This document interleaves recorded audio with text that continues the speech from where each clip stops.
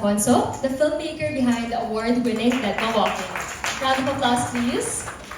And produced by Creation Studios in the same studio that brought us Patay na si Jesus. Leading the charge behind the scenes are CEO RJ Agustin, Executive Vice President and Chief Creative Officer Direct Rial Florido, and Content, Distribution, Acquisition, Licensing, and IP Manager Seth Arcem. Three creatives with a passion for proudly telling Filipino stories that stay with you long after the credits roll. At the center of the film is none other than the iconic Roderick Paulate, making his much-awaited comedy comeback. Kasama niya ang all-star cast na si Tonton Gutierrez, Elmo Magalon. Maraming salamat po sa pagsama sa amin ngayong hapon, kahit medyo nagsasort na ulit umulan. Salamat po sa pag-join sa amin. Finally, and we believe that this is the right time na maipalabas na po ang Mudrasta, ang Beking Ina. Of course, starring ang pinakamamahal natin si Kuya Dick sa kanyang pagbabalik comedy. Kasama niya po sa pelikulang ito, yan na-mention na rin po kanina si Mr. Tonton Gutierrez, who's also here, Miss Carmi Martin, si Elmo Magalona, Arkin Magalona, and Miss Celia Rodriguez. And kasama rin po natin sa cast, ayan, nandito rin po si Miss Debbie and si Miss Sunshine Teodoro. Of course, this is directed by Direct Julius Alfonso, na mamaya makakasama natin dito. Ayun, as mentioned earlier, we believe ito na talaga yung right time para maipalabas ang Mudrasta. And nung pinalabas po namin yung trailer digitally, nagulat kami kasi after one day, naka 2 million views na siya online. So which marks na excited na po talaga tayo sa pagbabalik ni Kuya Dick sa comedy. Ayun, so yun, we are very excited.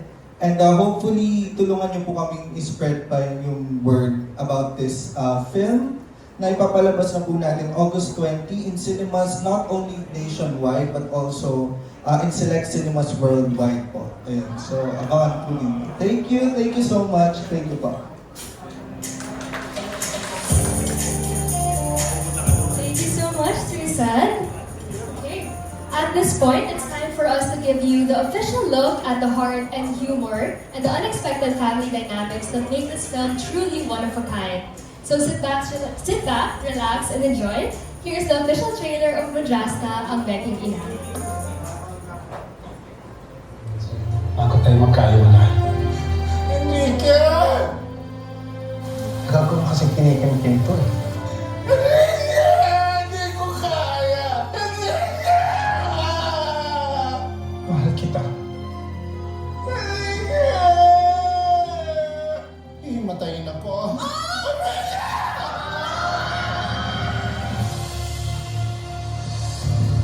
Naging magkarelasyon po kami ni Enrique. Relasyon? Relasyon.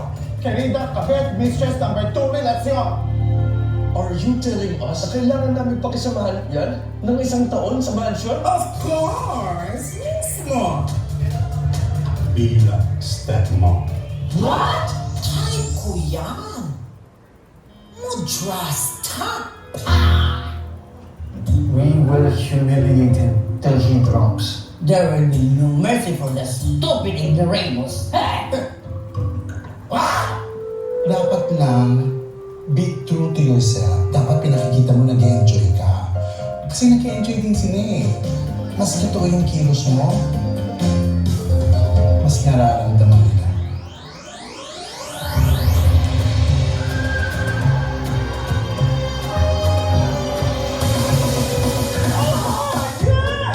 Mayaman ako. Yan! Maganda ako. Naku, wag na yun. Mahirap yun. Huwag niyo naman po sana akong husgahan. Naging hindi ko naman husgahan na nakatabong ahas sa ulo ninyo. Char!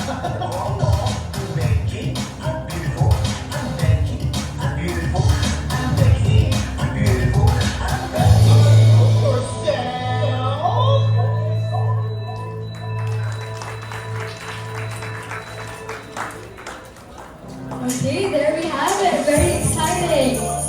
So at this point, let me welcome to the stage Direct Julius Rustin Alfonso.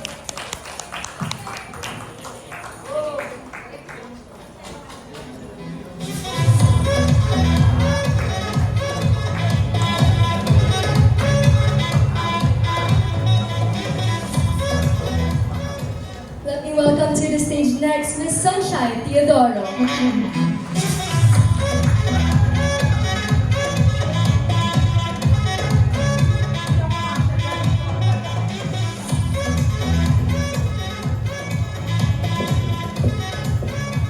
Alright, now let's welcome all Miss Debbie Garcia.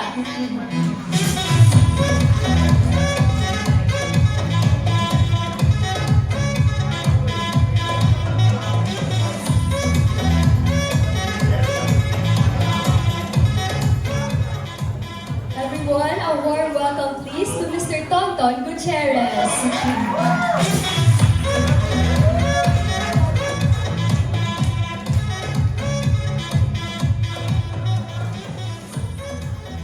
Please join us on stage, Miss Carney Martin.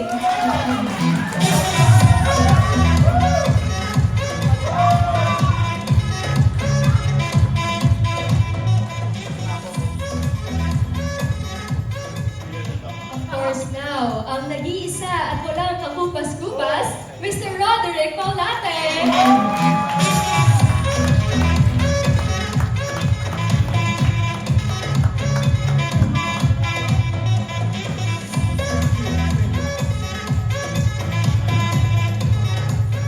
Okay, Mudrasta, ang Beking Ina, opens in cinemas nationwide on August 20, 2025. So don't miss the love, the laughs, and the lashes. So now we will be opening the floor to questions from our media friends. Please raise your hands, introduce yourself, from which publication, and okay, we'll do a photo op first with the cast, if kaya. Yes? Okay, everyone, please smile. Diba? You can just sit down. Please smile so our media friends can take a photo of you. We will have a photo opportunity also later.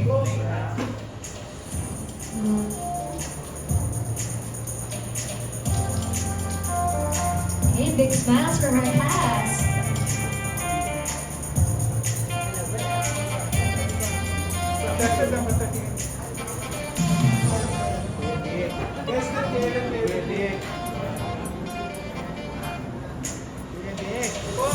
Okay, everyone, please have your seats. We will have an opportunity for photo again later. Thank you. All right, now we can open the floor for questions from our media friends. Please raise your hand, introduce yourself and your publication, and we will come to you with a microphone. Okay. Anyone? Yes. Mike, please. Hi, good afternoon, everyone. Nestor from Manila Bulletin and Tempo. I know that yung Madrasta has been in the can for some time. Bakit natagalan ng palabas niyo? Madrasta.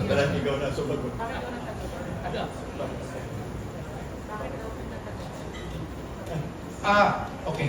Dapat ikaw eh. Pero sa tingin ko, unang-una, di ba inabutan kami ng pandemic? So siyempre, hindi kagad napalabas. Tapos sabihin na natin na nung after ng pandemic, siyempre nabalitaan naman natin talaga na medyo ayaw ng tao bumalik sa sinihan. So we really had a difficult time to think kung kailan dapat ipalabas. So maraming silang inisip na play dates, and so in other words, to cut the story short, they tried their best kung isipin kung kailan talaga ipalalabas.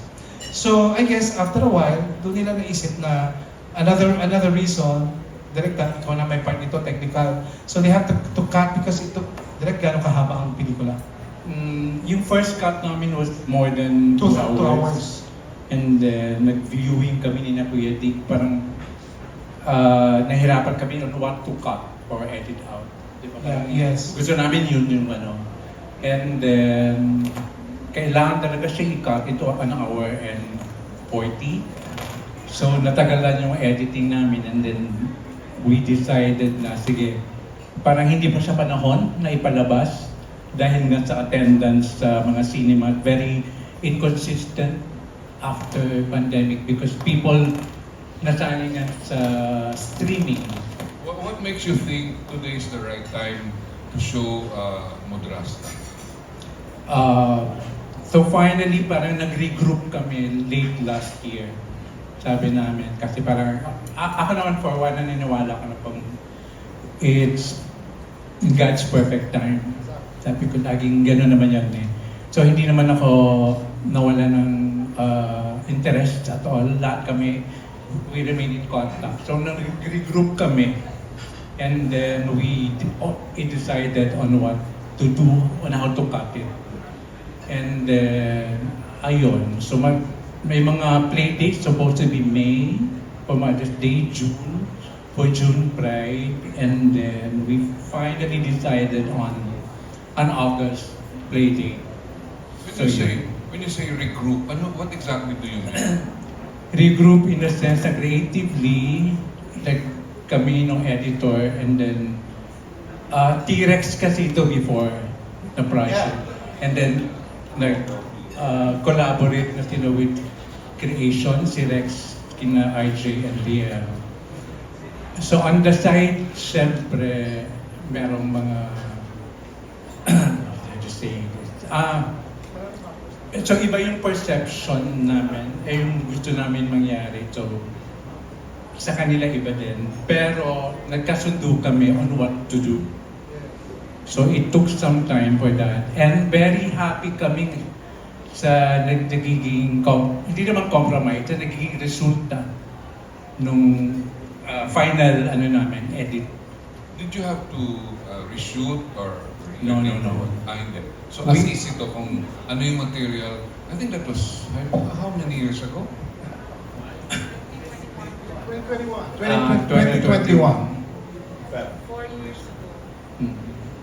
Okay. We So look forward. from 2021 to 2024, maraming nangyari na sa one last industry and one. all. Yeah. Nakita ko yung video kanina tungkol sa growth development ni Roderick as a gay icon on cinema, in cinema. But I think it should have started with High School Circa 65, which was your very first gay role. No, it was not. Hindi rin. Yeah, it was Charot. It was an independent production. Doon nagsimula. Then, actually, hindi din nga doon nakita after that. Kasi doon na nakita ni Mario de los Reyes na gawin yun. But before I did High School Circa 65, meron munang Tepok Bunot na nakita doon talaga. Kaya ginawa na ang High School Circa 65. After that, ginawa ang High School 65. Sorry, ginawa ang High School 65 at ginawa ang Tepok Bunot. Nagsunod-sunod na after that. Pero gusto ko lang kasi i-correct because ang notion kasi parang it all started in Regal Films. Gusto ko rin naman bigyan ng credit ang Seiko. Nagsimula kasi yung box office ko, humility aside, sa Ako si Kiko, Ako si Kikay. Then followed by Leroy Sinta.